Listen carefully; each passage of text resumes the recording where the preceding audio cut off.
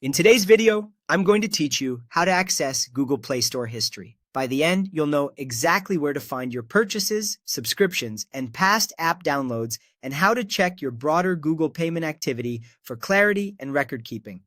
Let's start on your Android phone.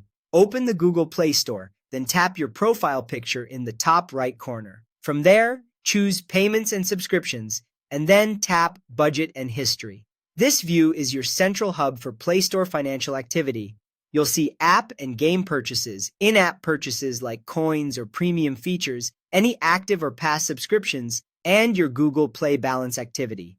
It's a helpful snapshot when you want to confirm what you've bought, how much you've spent, or when a subscription renewed. If something looks unfamiliar, take a moment to check which Google account you're using. Purchases are tied to the account selected in the Play Store. If you need a broader look at your payment history, including transactions that run through Google Pay, head to the Google Payments Center. Once you're there, open the Activity section to review your transactions in detail. This area is especially useful if you're matching charges on your bank statement or tracking expenses. You can also open subscriptions and services to see and manage your recurring payments in one place, making it easier to confirm billing dates or decide what to keep. Now, if you're looking for your app download history rather than payment history, the Play Store can show that too.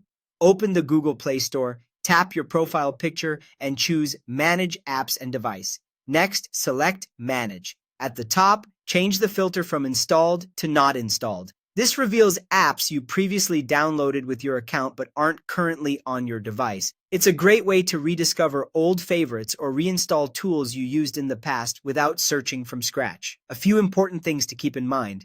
Play Store purchase history generally can't be fully deleted, so expect past transactions to remain visible for your records. If you're missing a purchase you think should be there, it may be because you're viewing the wrong Google account, the item was removed from the Play Store, or the payment is still pending and hasn't posted yet.